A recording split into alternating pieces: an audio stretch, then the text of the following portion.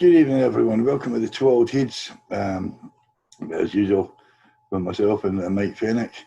And tonight we're joined by Ali Graham from Butterflies Rising. And we're going to be joined by Ailsa Connell from Navy Not Nuclear shortly. Tonight's programme is going to be based on the input that women have in the independence movement. Given the fact that it's usually male voices that you hear, and the women sort of tend to get on quietly in the background, and we want to find out exactly what's happening because there's more of them than there is us. Over to you, Mike. Both Dave and I enter into this conversation with great trepidation. There's things you can say and things you can't say. We're nearly gender balanced, and when Ailsa joins us, we will be. I have the feeling when the two of you are both on that Dave and I will be outnumbered. That's the best way I could put it as an introduction. Listen, I try and do some homework when we've got a guest on and just try and research, not who they are, but who they represent, what they're doing. I'm not on Twitter, so I relied on Butterflies Rising Facebook page to try and get an idea of what you were doing. And what I found was an immense amount of pictorial content, which was all, in my opinion, positively designed to be life-affirming. Could you explain to me why that is maybe how you've chosen to use your Facebook page? Yeah, absolutely. I mean, the whole ethos of our group, Butterflies Rising, is that we wanted to create something that was for everybody, that didn't have any kind of barriers to entry of people who were not quite there yet with the whole national debate on, Scotland's future. They had questions and they wanted a kind of safe place. And this is people we've met through canvassing and through campaigning and through, being on marches and at rallies and people coming up and chatting to you, and, conversations we've had when we've been out with as a group, pre-COVID, in the cafes and what have you. So yeah. The idea is to have a wider door and a longer table for a conversation. The only rules are the conversation has to be respectful. And I think if you set that standard out, it encourages people to feel that they're safe to view their opinion without being shouted down.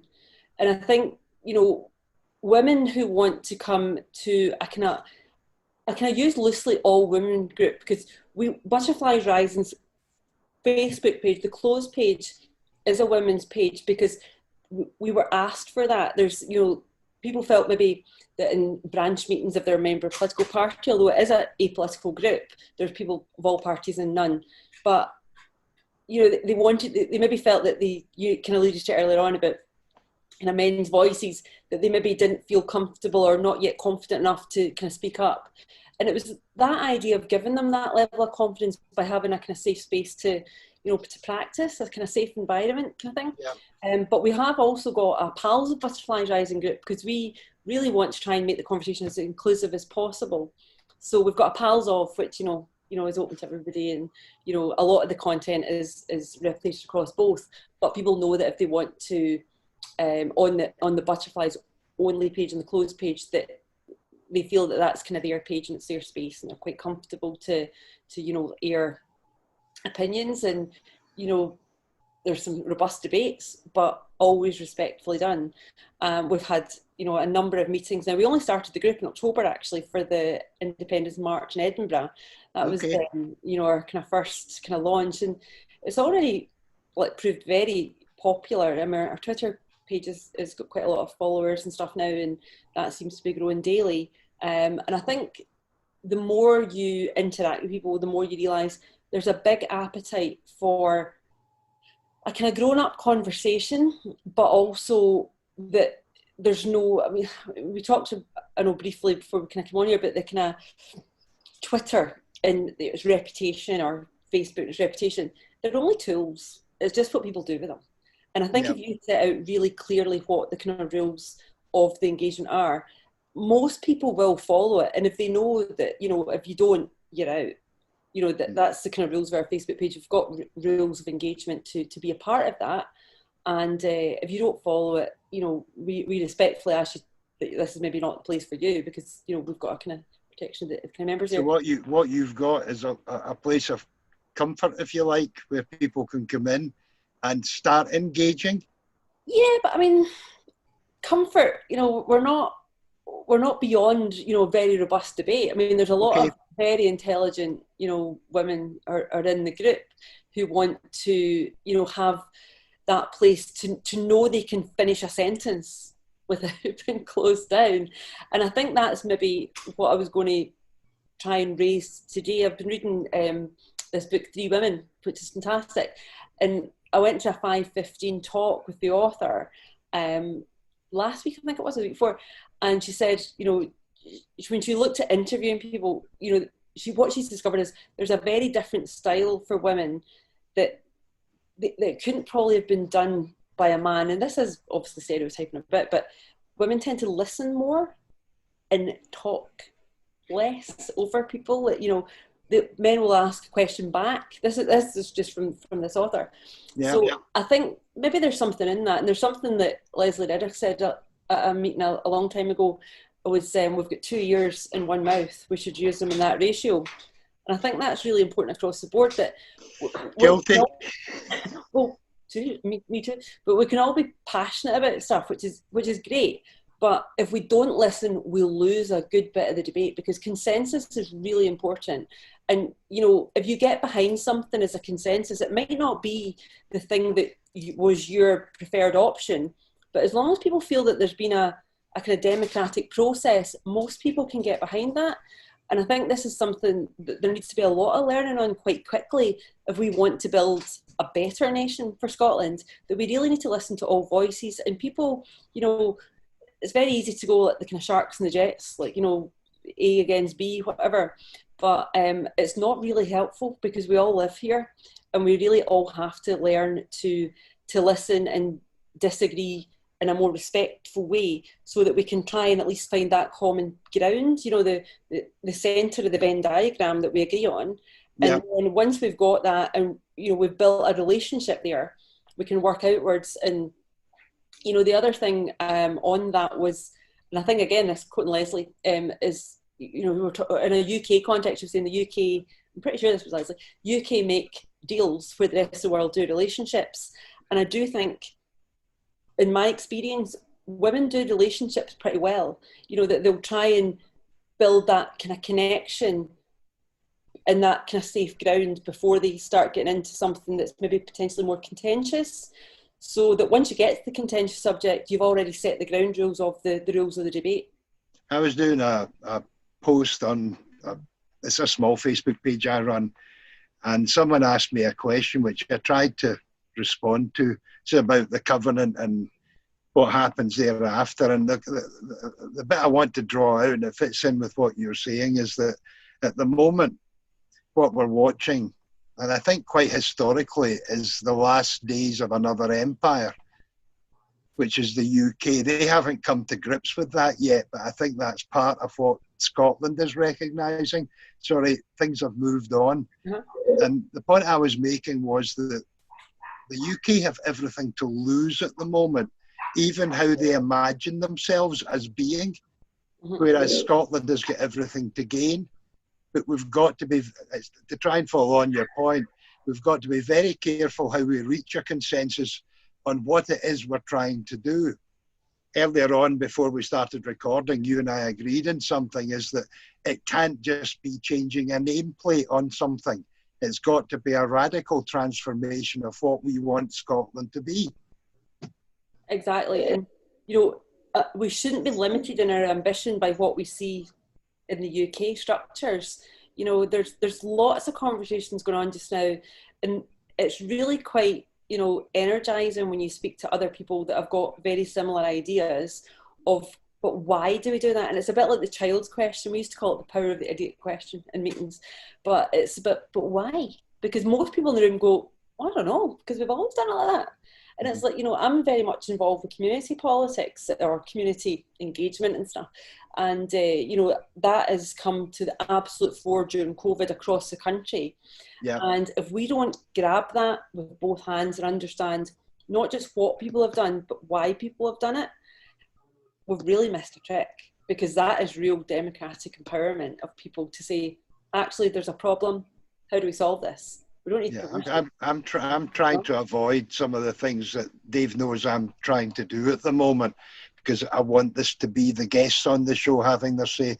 One of the things we know at the moment, I'll put it bluntly and then let you respond in a more delicate manner. Maybe we have a set of ladies who have been told by the court that they're anonymous. How does that come over when you're looking at it from a female position? Is how important is it that women are protected when they're dealing with something like that, as opposed to the fact that it would appear perhaps that lies were told? Should protection still be afforded to someone in that situation? I ask because I appreciate your opinion on it, Ali.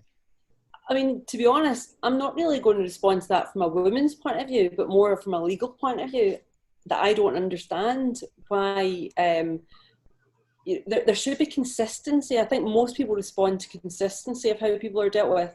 And if somebody who's accused of a crime, which is a really serious crime, is not anonymous in some cases, and yet is anonymous in a case that's going on at the moment in Westminster, you know, I believe investigation, somebody who's not even suspended, yeah. You know, putting a hat back on as a woman, would I be comfortable walking the corridors of Westminster knowing somebody that, you know, I don't know who they are, you know, me and, you know, whatever colleagues, would you feel safe in that sense?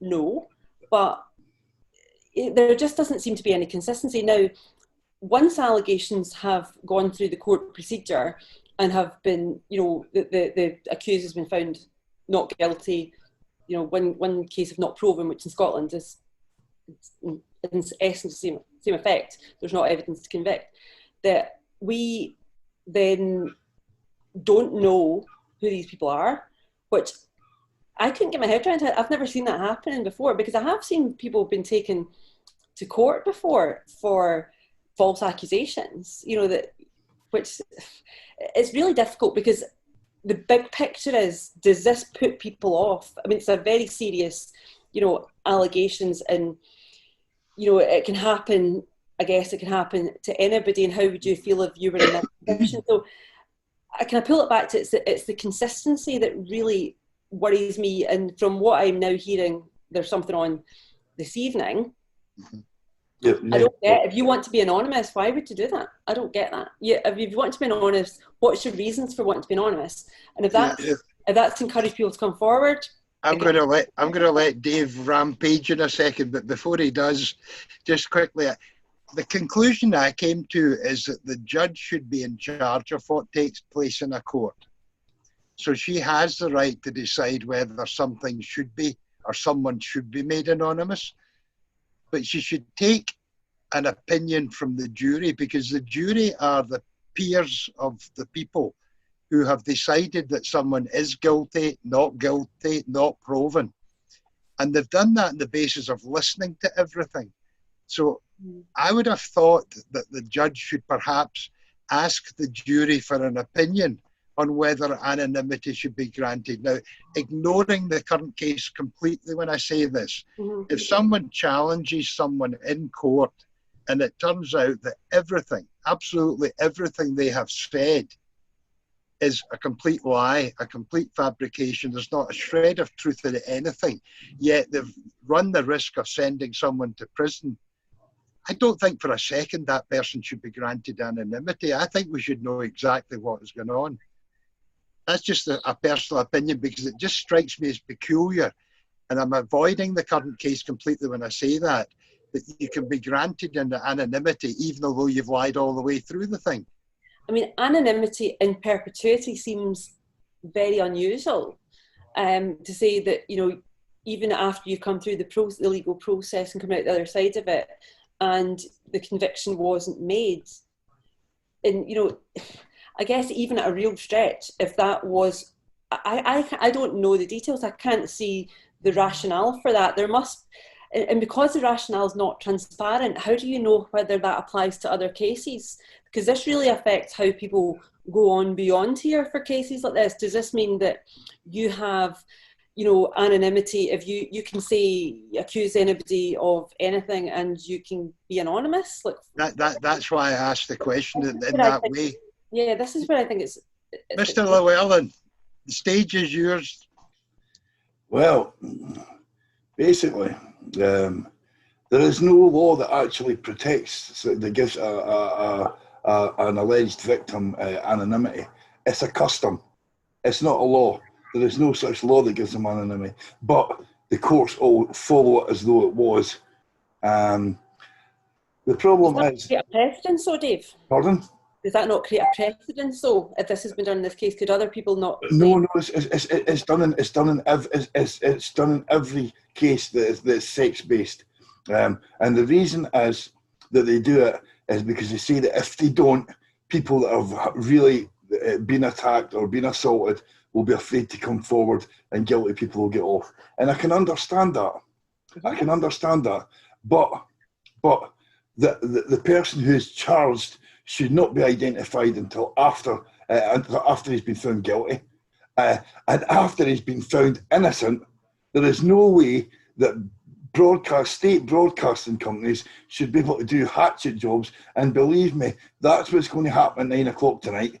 3 of the women that were at that case that are still demanding their anonymity are coming on again to attack an innocent man afterwards, and that should not be allowed. That is absolutely disgusting, and I'm not being contemptuous of the court, but the law is an ass. I would appear we've been joined by Ailsa.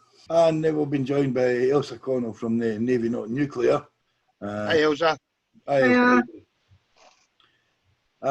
Welcome to Two Old Heads on this side of the camera instead of watching on your large screen TV. Yes, I know, it was very interesting watching it on the large screen TV. One of the things I wanted to raise, and before you joined us, Ailsa, I'd given Ali a warning of it. I can't solve the problem of WASPI, but there's an awful lot of discussion about pensions, and I wanted just to deal with that very quickly. Not long, but just a different way of looking at it. One of the things you'll see frequently mentioned is I've been paying in for so many years into national insurance. I've made all the contributions I could make. Why am I being deprived of my pension until a later age? One of the things, there was a court case that was done by, I think, Mrs. Carson. I could get the name wrong. She was Australian. And she decided to say, I'm in Australia. The deal we've got with the UK is that my pension doesn't get index linked. There's no triple guarantee built into it. I think that's wrong because I've paid in the same as my sister, who's still back in the UK, and she's getting the benefit. She took it to all the courts in London, up and up and up and up. And eventually it ended up in a court in Strasbourg. This is about 10 years ago. And like courts here, they have different levels. It went to the highest level, and eventually a decision was taken saying, no, look, you've misunderstood what national insurance is all about. This was how it was done. So I'm going to ask you all to imagine you're driving a car at the moment and you've got all this year's national insurance contributions in front of you. You're going to come to a roundabout where there are all sorts of exits off that roundabout. And at the first exit, someone's going to say to you, this is the queue for people who have disabilities that the National Insurance Fund pays for. At the next exit, there's another queue. And this is the queue for people who are made unemployed and need universal credit or whatever else. You keep going, and there's another exit, and there's another queue. Maybe it's for widows' bereavement benefit. Maybe the next one is for maternity benefit. All of this is paid for out of the National Insurance Fund, as is the biggest exit you can find, which is the NHS. So when people think, I've paid all my national insurance, yes, you have. You may not be a widow. You may not have ever been unemployed. You may not ever have used the NHS. But someone has, and that's what your contributions are also paying for. So there comes a point, I can do this in 2 stages, but I'll just stick with this one. There comes a point that those in charge of the national insurance system that's meant to be paying for this, have to realise certain things. One, 1950s, I would have died just after I was 60. The two good ladies in front of me would have died a couple of years after me.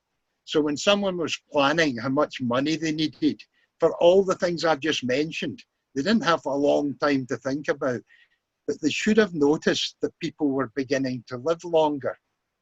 And this is where you get into politics, and I'll shut up after I've said this. Politicians exist to get votes. To get votes, they like telling stories to people that doesn't upset them, that isn't the truth. That's why we ended up with WASPy, because the politicians for the last maybe 20, 30 years haven't told people the painful truth. Either you put in more money, and there was a report done today by an insurance company, it only came out today, I still follow these things although I'm not involved any longer. And what it said was that the COVID outbreak is going to very badly affect pensions and a gender balance between men and women. And the reason for that, it's a long story, but cut short, is that women will decide at the moment, hang on a minute, I don't know whether through this auto-enrollment thing I can put in as much money as I've been doing in the past. They want to budget for other things because they've only got so much money available. Two, they maybe don't like the idea of putting the money into the stock market. They're maybe looking for somewhere safer to put it. It might be a credit union, it might be a building society. But the net effect of that is there will be less pension available. That is also true now for a lot of people who are going to lose their jobs. And again, people are not living up to that because they're not being told the truth. When we think now maybe the pension age is going to go to 68, could be a lot longer than that. If we all keep living longer and we haven't put in enough money and the government had squelched it off on something else, I could bring in Trident at this point, I won't, but that is a classic example. Yeah. That's what Ali and I were talking about, Ailsa, was where Scotland, when it becomes independent, has got to sit back, take an absolute deep breath and start rethinking all the things that we've grown used to. Finished. That's my bit in pensions. I can't solve WASPy. The problem started 30 years ago. Yep. No, I think you're right in what you're saying, Mike. I mean, when we get independence, it's just about pressing a big reset button. Everything that's gone before, you know, we choose where we want to go and what we're going to spend our money on. I think that's the key thing, Ailsa, it's about choice. And exactly. For me, self-determination doesn't end at independence. Self-determination, independence is the key to self-determination for everything that comes after. You know, we need to democratically empower people to make decisions. You know, there's a lot of talks now about, you know, in a lot of pages about EFTA and EU and all the different things, whatever. That's a decision for the people of Scotland. You know, that is a decision for people post-independence. We can absolutely set out the art of the possible. And I think this is where we didn't do that in 2014, of, you know, have that, you know, what are our options? What's our menu choices? And I think, you know, every step in the roadmap to independence and beyond is a series of choices. And I think, for me, participatory democracy, the way things are being done in small, you know, independent countries all the time, like in Ireland and in, you know, Iceland, you know, crowdfunding constitutions and stuff, or crowdsourcing constitutions, that is actually a more rational approach. And we will look back in 20 years' time and think, what are we thinking about giving people all the power for 5 years? You know, people talk about, well, that was in the manifesto. But, you know, when you've got a limited set of choices, you'll go for certain things that call out in the manifesto that you are passionate about, that your common purpose or whatever. That doesn't mean to say you agree with everything in it, but the party that gets into power takes your rubber stamp as a rubber stamp on everything. And that, to me, is really quite dangerous, because things can be very varied, and we do not want to disengage the population. We want to engage our population in politics. And that's why, you know, again, my passion in community politics is that the closer you bring democracy to the people, the more engaged they are with it. If you've got more power at a local level, more people will be involved, because they can actually see it, touch it, feel it. You know, they can really be involved in things that matter to them and they see the results of.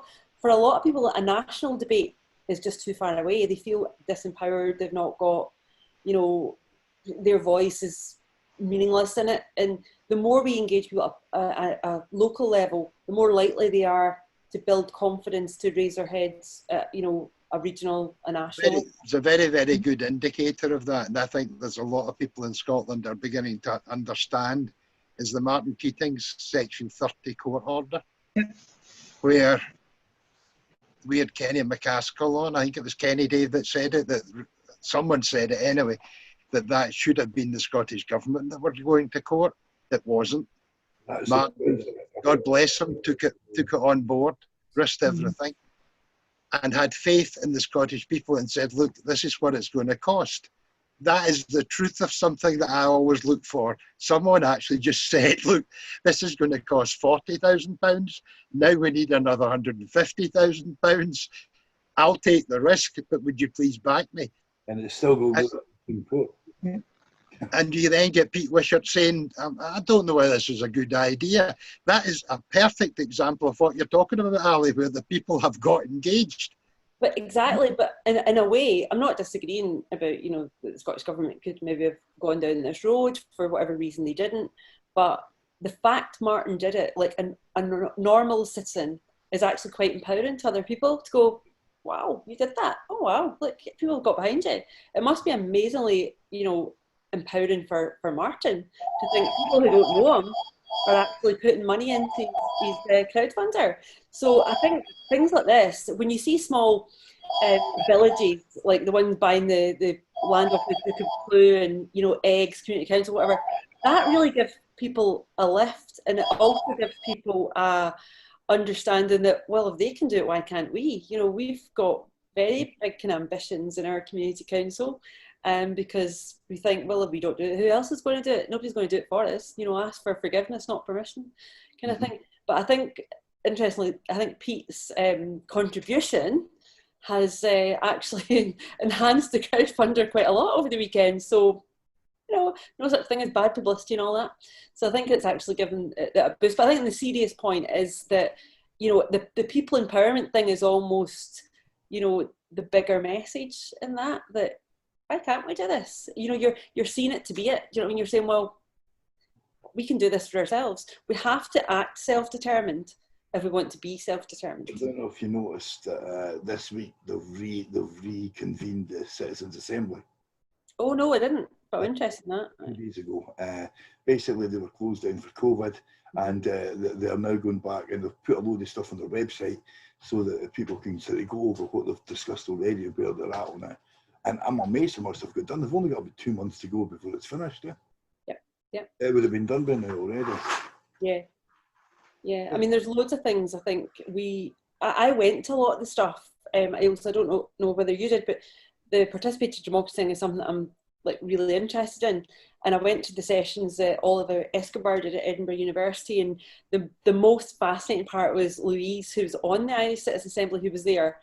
And, you know, it was a panel of experts, but Louise was actually stole the show because she was there and she could answer every question. Some people tried to kind of derail it a bit, and, you know, there was actually somebody that was sitting behind me, but she, in a really good way, and I thought that's just so butterfly rise, and that's our whole kind of concept of, she totally closed the person down in a really good way. I think the person said, how would this work in Scotland with an average age of 9? And instead of arguing against that, you know, reacting, she said, everybody's entitled to their view.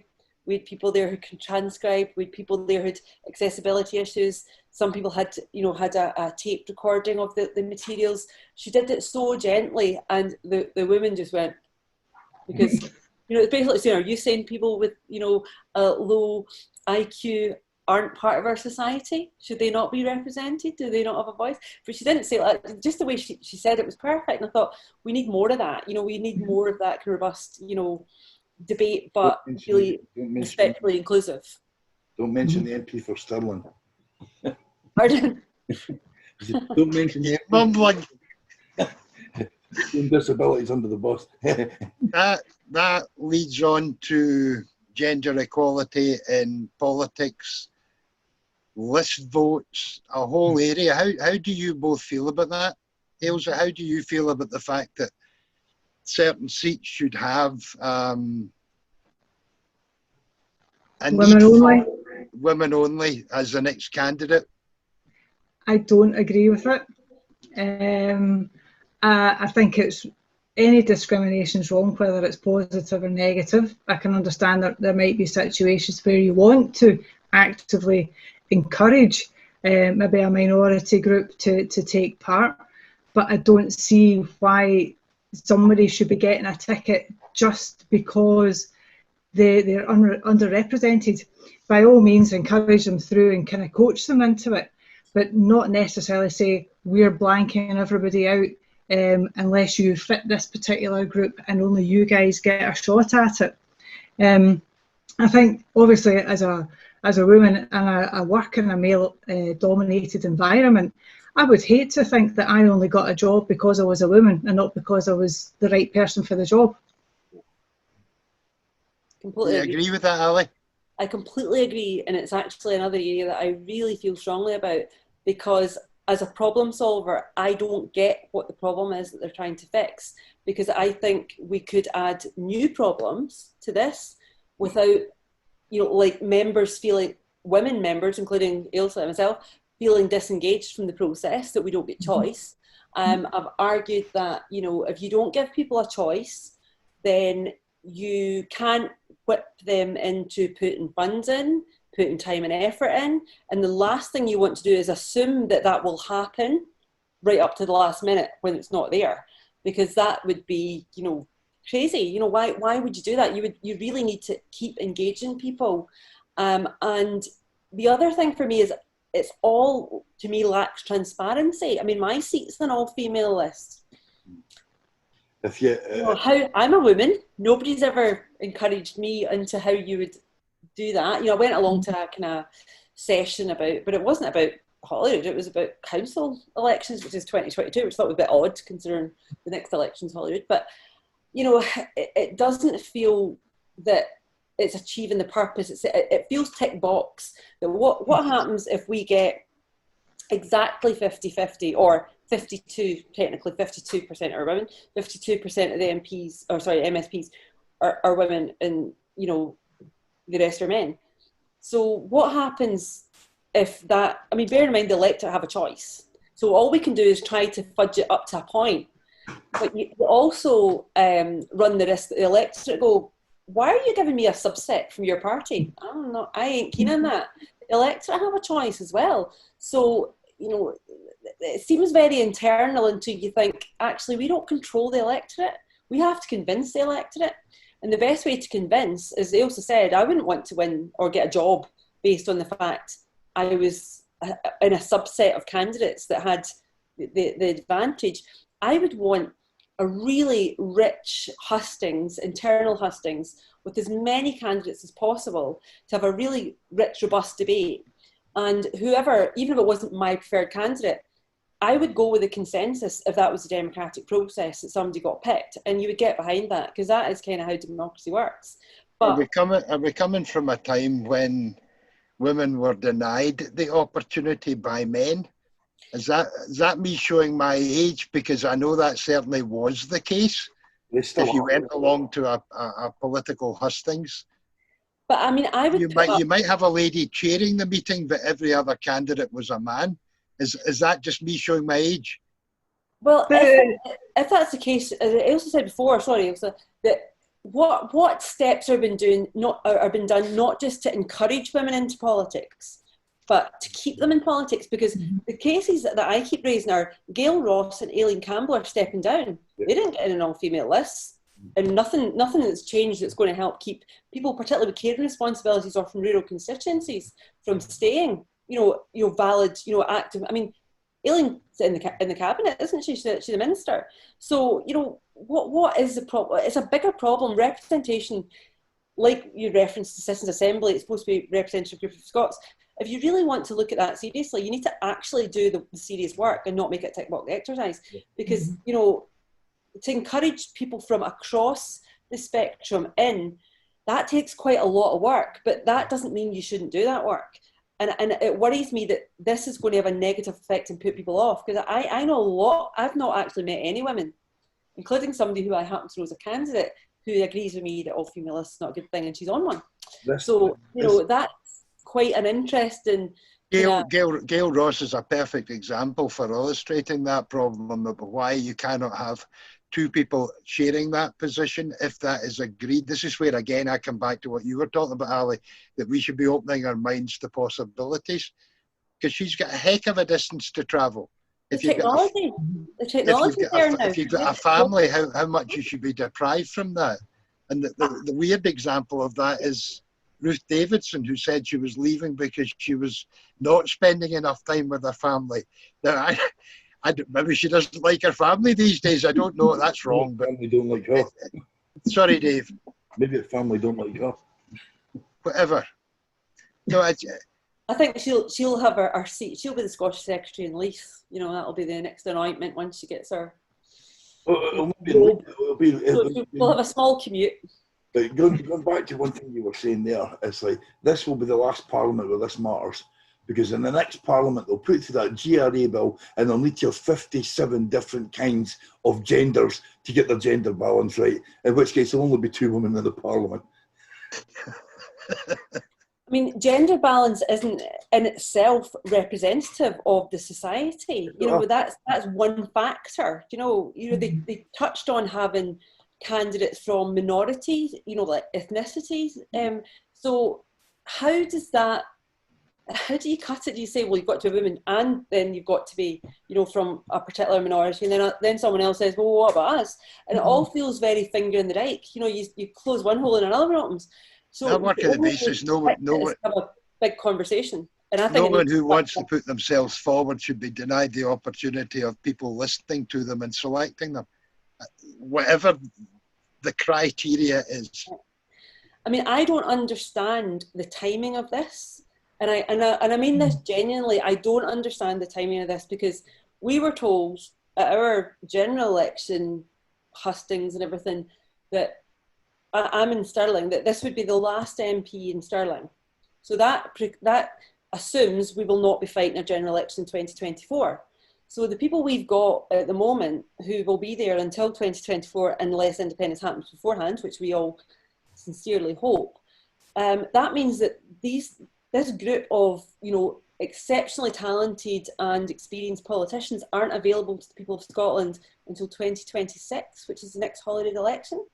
Why now on dual mandates? That's what I don't get, because I've raised the question, I raised it, you know, with many people, that if the problem is about by-election costs, what about the councillors?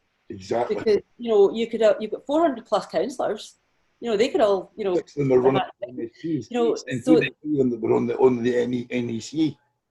Well, yeah, I mean, that's another thing. If a dual mandate is the problem, why have people got dual mandates in internal and external roles? Exactly. You know, if your job as an elected official is to do your job as an elected official, why have you got other roles internally in the party? Surely with 100,000 people shouldn't have, like, you know, 3 or 4 jobs.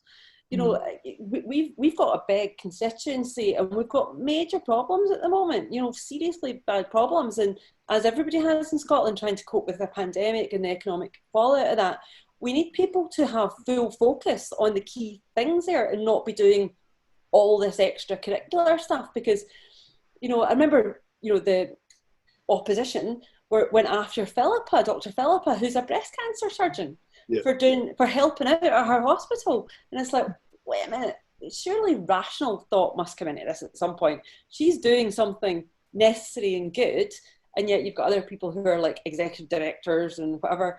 But if we want to be different, we need to first of all do things within our own gift, and that in political parties is look at your internal structures, fix that first. Don't have people on multiple committees and things making decisions. Spread that out and make it more democratic, and people will get more engaged and feel less kind of, what are you doing? If people don't understand what's going on, you've got a problem, because then people create perceptions, and the perception might be wrong, but it still has the same effect. Well, I think that's why it's also why you've got at least 2 list parties at the moment.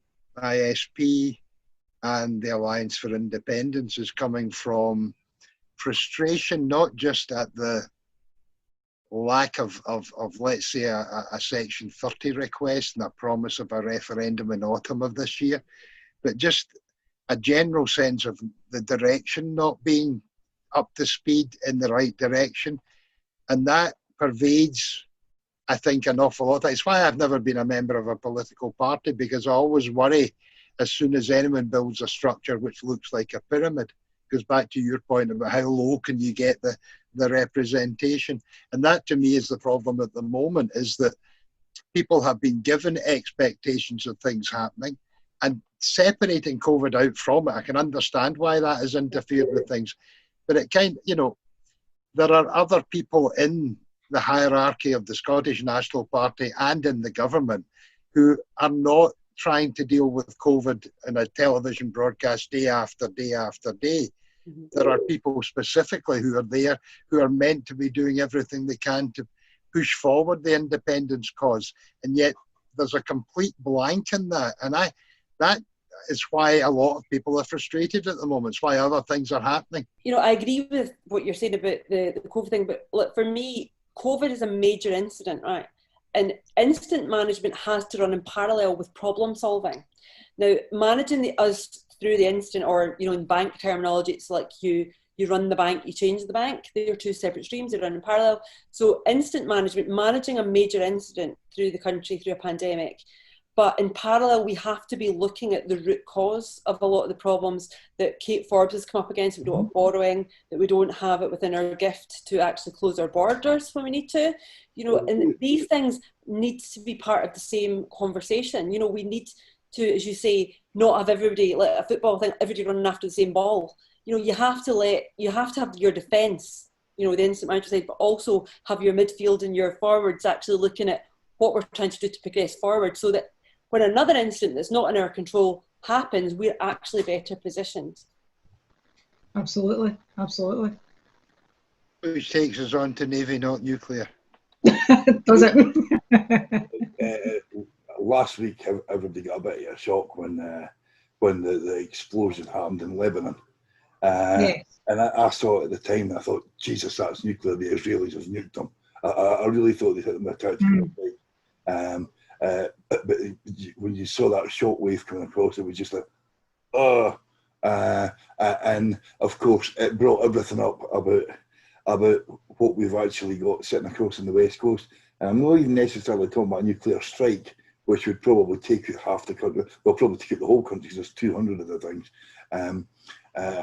But at the end, just see an accident, and with the amount of nuclear stuff that's going across the roads, and Ailsa's part of the group that knows all about that kind of stuff. Well, what I would say is, don't get too afraid, Dave, okay? Yeah. Because as we're getting involved in some of the circuit and going to some of the rallies and catching up with what people believe and information that they have been given, there's an element of sanity that needs to get put into it as well. So yes, what you're saying about when you saw the Beirut explosion going off, and my thought was that it was nuclear as well. Just 4 miles from me, that way, is where they're all sitting. If there was to be an accident there would have to be a certain number of kind of elements all lined up in a row for that accident to be catastrophic, I believe. Okay, somebody might come on that knows much more about nuclear weapons that can say, no, it's quite easy to have an accident. But I think with any accident, it has to be a certain sequence of failings that all happen at the one time, and then that's when you get it. I did see floating around on Facebook and on Twitter, not long after the Beirut one, the kill zone, the graphic that kind of floats around from time to time. And that's one that we actually try to debunk, because that is not a Trident missile. And even if you had 200 of them, I think you might still be slightly reduced in terms of that radius. Really, if one missile went off on Coolport, then you're talking maybe about a 15-kilometre radius and that would be your kind of your light blast damage. So it's a lot more centralised as opposed to the big graphic that you sometimes see floating around the areas. You mentioned about when it's travelling on the roads. Yes, if there was an accident, and I do remember, showing my age, but back in the 80s, that the traffic lights in Helensburgh went to red when the convoy came down, and they didn't know what to do. They actually stopped, and it caused one of the wagons behind it to kind of come to a standstill as well. And that's maybe the closest that certainly that I can recall of any sort of accident. But again, with an accident, you need a number of failings before you actually have something that's going to be catastrophic. What is maybe more likely, so you've got your kind of severity and your likelihood. What is maybe more likely is that if there was an accident and something got damaged and there was more of a radiation leak as opposed to an actual blast, that's where you would be relying on all your local authorities to have some sort of action plan in place, so that if there was a leak because something got cracked, that they can actually cope with that. And given some of the, going back to what Ali was saying, the pandemic that we're in, and we've seen the response to some of these things that take you completely by surprise, have we got an awful lot of confidence in the local authorities? Maybe, maybe not. Maybe some of them will act on it a wee bit better. But in terms of the actual blast, and it's my opinion, and somebody is more than welcome to come along and say that I'm wrong. I don't think the blast is going to be the biggest issue that we would be looking at. I think it's more the escape of any radioactive material. And where we are, it's not so much somebody dropping one of the bombs or anything like that, again, causing a blast. It's the nuclear reactors and the subs and the radioactive materials that they are then discharging into the loch. That's where we're getting the risk from. Yeah. So it's more to do with like almost environmental seepage, yeah, as opposed to blast damage. You pointed 4 miles that way. Right behind me. I'm pointing 4 miles from where I'm sitting, which is Hunters. Yes, yeah, exactly. And this is it. No, it's the nuclear reactors that all that coolant water, it's going somewhere. And I know that up in Faslane they're looking at building the new treatment plant, and this is going to siphon it off. But you will still get seepage, And once that's in the water, because well, we all know it's tritium. So once that tritium's in the water, it's radioactive hydrogen. It goes wherever hydrogen can go, which is water. And if I've seen it more now that COVID has kicked in, I'm seeing lots and lots of people in the Clyde swimming. The kids are all off school, they're all down the beach, they're all swimming about. How much are they maybe ingesting when the wave comes in, and how much is actually in that? And once it's in your body, it's a beta particle. So I mean, it's only going to go a small distance. It's not going to escape your body. What tests are done? What tests are done in that, Ailsa? There is SEPA monitoring. I know that they have got a level of thresholds, and SEPA they kind of monitor Faslane, but Faslane being a Crown estate, they're not completely covered by SEPA. So I know that there is some testing. I haven't seen any results but then I haven't looked, Mike. But yeah, I think it's more. It was worse in the 80s and certainly in the very early 90s when we had the Americans up at the Holy Loch, and they were just discharging a lot of stuff. Yeah. I had a discussion with someone a good while back, but it led me on to look at whether or not a nuclear deterrent it's old-fashioned, out of date, and it should be get rid of. But leave that aside. That the new war will be cyber attacks. Mm-hmm. And there was, in fact, a report last year, I think it was last year, where a nuclear power station somewhere in the UK was cyber attacked. And they had to call in, it's the National Cyber Security Centre, to actually help out resolve the problem that they faced. And you're sitting down saying, why are we allowing anything like that to exist?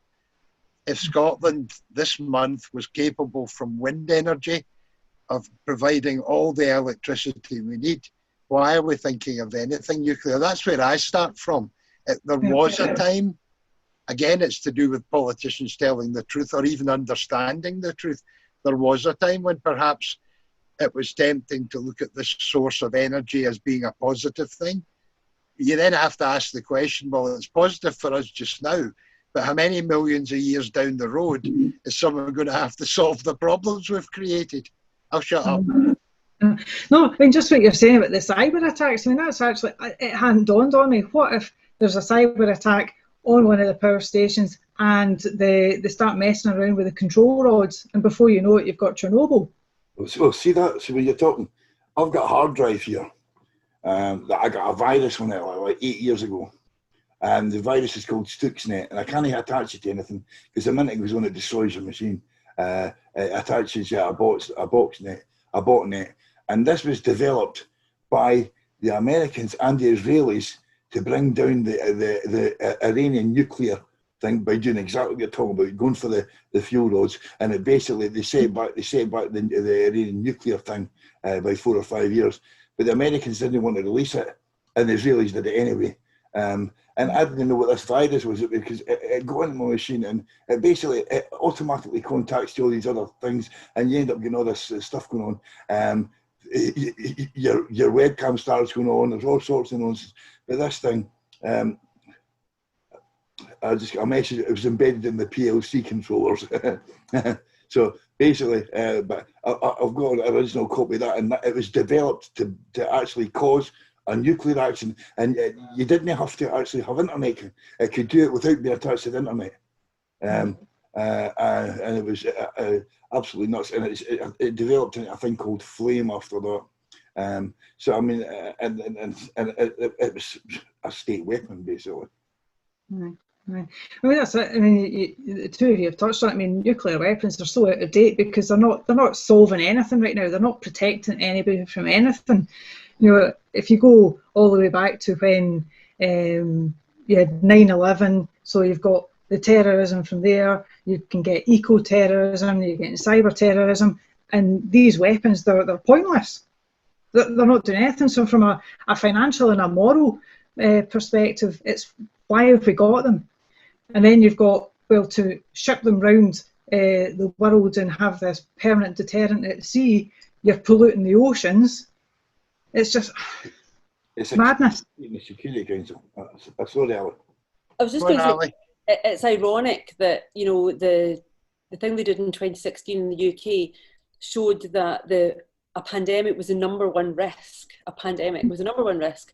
Well, look how prepared everybody was for that. Even when they could see it happening in December, we'd friends over in Spain that we were like, I think people thought we were barking at the moon. We were saying, why are people not taking this seriously? What's unique about us? You know, look at Spain, look at Italy, look at France, look at, you know, Korea, look at China. And it doesn't fill you with a huge amount of confidence, you know, that, as you say, the nuclear deterrent is where a lot of money goes into. You know, there's a lot of corporate gain in that. But there's not a lot. If you look at the risk ratio of probability severity, you're creating a hugely severe problem, you know, a huge risk in your solution.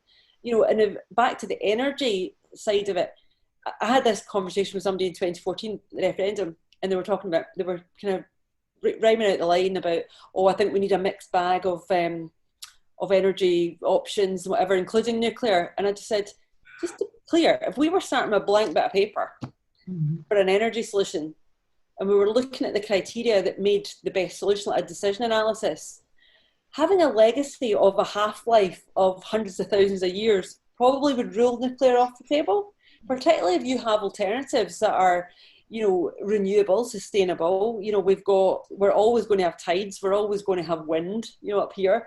If we don't, we've got a bigger problem. So, you know, we've got 25% of the renewable potential of Europe. Why are Scotland looking at this? Because we don't have control of energy. That's why. It's plainly and simply that. But then you look at what's happening in the southeast of England with Hinkley C. And on the one hand, we're told, you know, boo hiss to the Chinese, you know, we're worried about cyber attacks. And then we're letting them build a nuclear power station, the biggest one down there, which is going to be the most expensive units of electricity in the world. Yeah. So why are people not asking why?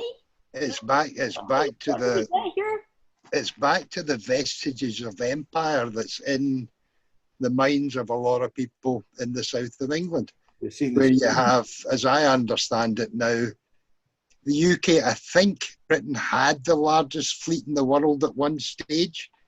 We now apparently have a navy which is smaller than that of Italy. We use it now for catching refugees. We've got aircraft carriers without planes on them. Scotland needs its own defence force. It needs its own coastal agencies. Unlike, I think, like another 190 countries in the world. Yeah, exactly. We do not need nuclear deterrence. I'd love to see Scotland being the first country to say, listen, folks, could everyone else do what we're doing and just get rid of them? Move them out of here?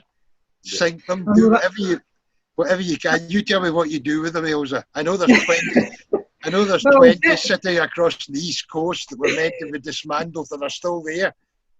I would certainly be getting rid of them, because even if one country turns around and says we don't want them anymore, that's a big step change for the other. Okay, so England might take them, so there's still 9 countries that will have them. But for somebody to actually turn around and say we don't want them anymore, I think that would be a bit of a wake-up call for the rest of the world. You know, as you say, there's 190 odd countries that don't have them. Going back to almost like why we started out after IndyRef, and it was obviously the area where we live. It's a big catchment area for the bases. We started looking at some of the numbers, and there's like nearly 20,000 voters within the. Oh God, I thought I'd lost you. No. You're okay. There's like nearly 20,000 voters in Helensburgh, Lomond North, and we, in Argyll and Bute, it was nearly 60% no. So we were saying, if we are ever going to turn this round, we need to start telling the good people of Helensburgh and the surrounding area that you will not lose your job. You can have an alternative. And this is why we started out. So we've been kind of going around a lot of the Indy circuit, and this year, if we hadn't had COVID, we were already kind of bringing it back to the local area, because we're, no offence to anybody that we see on the rallies and everything, but we're preaching to the converted, and we really need to get back to those people that maybe haven't considered the fact that you would still have a stores job and an admin job and a cleaning job and a technical job in those areas without nuclear weapons, with a surface fleet. You've got Portsmouth, you've got Plymouth, they're all areas that are doing well. They're surface fleet, so why can't we do it? You know, and it's just trying to get that, almost to Ali's point, nobody seems to be asking why. Why can they do it and we can't? And this is what we're trying to get to. One of the things I noticed on your website, I mentioned that our Facebook page, was the explosive material that was still being washed up in beaches, which takes you to, when we're talking about the half-life of nuclear activity, takes you to Beaufort Dyke, where Boris Johnson wants to build a bridge, where there are anthrax spores, sarin spores, all meant to be encased in barrels, which are then meant to be encased in cement. Okay. And these are short-term risks, and we just threw it all into a big hole in the Irish Sea. Yep. Don't know what to do. Exactly. And that again comes back to the fact that somehow or other, it's where Ali started, was how do we get people involved in these things that have got inquiring minds, what you're doing in your local area. It's one of the reasons, not immediately obvious to everyone, that I support the covenant. Because if you're in the covenant and you've signed up for it, it takes you through to something called the People's Assembly, which is like the Citizens' Assembly, Dave, and I think is a precursor to what might happen in an independent Scotland. I don't want to call it a replica of the House of Lords. It's more like a replica of a jury where people at random can be chosen to pick a subject. It's done in America very successfully. They actually have kind of people's juries who are actually able to instruct the sheriff to go and arrest someone. They have the power if they've inquired into something. Something I looked at a long time ago, but it always struck me as that would be a nice thing to have. We could maybe sit down and have a discussion of it. But I don't know. James Kelly keeps coming into my mind when I go in a discussion like this. Can I just pick up on what Ilse was saying about you were 60% no, so were Stirling. And, you know, for me, that's always been the most important thing to turn that around. And I have to say, I think our previous MP, Stephen Kerr, did a good job of turning people the other way. But, you know, in some ways it's harder to pull people than it is to push them from a negative. You know, he was very pro-Brexit, you know, and I think that was to his detriment, particularly in a 68% Remain area. So what we decided to do, although Butterflies Rising's been going since October, the people who are on it, you know, mostly have been active for a long time and having conversations and trying, you know, in their own communities. We've all now just kind of networked together across Stirlingshire and beyond. We've, you know, through the rallies and stuff, we've met loads of people, which is great. You know, you've got a really good network of folk and you get, you know, share ideas and share enthusiasm and everything. But the 60% thing is really important too. And I think from what you're saying, Elsa, you're doing exactly the same process we did, is to not ignore and shout down, but to actually try and understand people's concerns, because people need to feel validated. And, you know, I raised this in a talk I did the other day or the other week, that what I think we need to do is paint a vision from everything that people had concerns about in 2014, what made them not vote for yes, and take that leap of faith. And for some people it was a bigger leap than others, depending where you were. Now, not just because we want them to vote yes, which we do, but because their concerns are valid. That's people's concerns about their lives, their communities, their families, their business, their, you know, their jobs, whatever. We can't dismiss that, because if we want to be the country we claim we want to be, we have to listen to everybody. And people's concerns about pensions, people's concerns about their jobs, you know, particularly if they're all they've heard for so long is your job's here because the nuclear subs are here. You know, you can't dismiss that. You know, people have got a genuine concern that that's true. Now, you can either, you know, argue against that, or you can start to paint a different picture. And, you know, the reframing stuff we talk a lot about, and saying, well, actually, if that's the case, how come they've got those jobs and they don't have that? And I think that's really, really important, because one of the analogies I kind of use is that some people, when you're selling a house, well, you can take them to an empty shell and they'll just see an empty shell and go, oh, not for me. You know, other people will see knocking down walls, putting in bifold doors, building an extension, you know, blah, blah, and landscaping the garden, and they can see the vision. Some people literally need to see the show house. And, you know, we need to assume the kind of lowest level of vision, you know, and that's no disrespect to anybody. Everybody's different. We're all unique. We've all got our own talents and skills, and, you know, if we were all the same, it'd be pretty boring. So we have to paint that picture for people of what the art of the possible is. But the really critical part is to build in the democratic empowerment checkpoints along the way to say, we're not saying that's what you're definitely getting. Here's your options, you know, of what you could have, what the potential is. But the really important thing is it will be your choice. You'll get a say in it, rather than trying to answer all the questions up front. And I think we did quite a reactive job in 2014 of, we put, you know, the Scottish Government put out the white paper, which was, compared to the other side putting out nothing, which was, you know, for people on the kind of critical thinking side go, well, clearly they've put thought into it and they've not. But what we did on the flip side is we opened ourselves up to the criticism. We were constantly reacting. So what we need to do is be proactive this time. Yep, a nice big 3-word slogan on the side of a bus beats a 300-page white paper any day. I think it's really important to do both. I had this conversation about on a Facebook page the other day, that the graphic images are great, the War and Peace detail and stuff is great, and I think what's happened during COVID that's gone down really well, you need to learn why that is. You know, kind of what and the why, because they call it a route map. I would call it a roadmap, but what they've done with the phases, you know, you've got the high level. Okay, clearly this is what's happening on these dates, and we understand the date. There's dates, but we understand the dates are flexible because it's depending on variables that we are not in our control about the community transmission and everything. So people get behind that. You know, if you treat people like grown-ups, they generally respond. But there's a whole pile of detail underneath that. So we need both. We need the high level, and we need the detail underneath it for people that want to know more in certain areas that they need to know more in. And I think having that three-dimensional vision is really important. But you're right.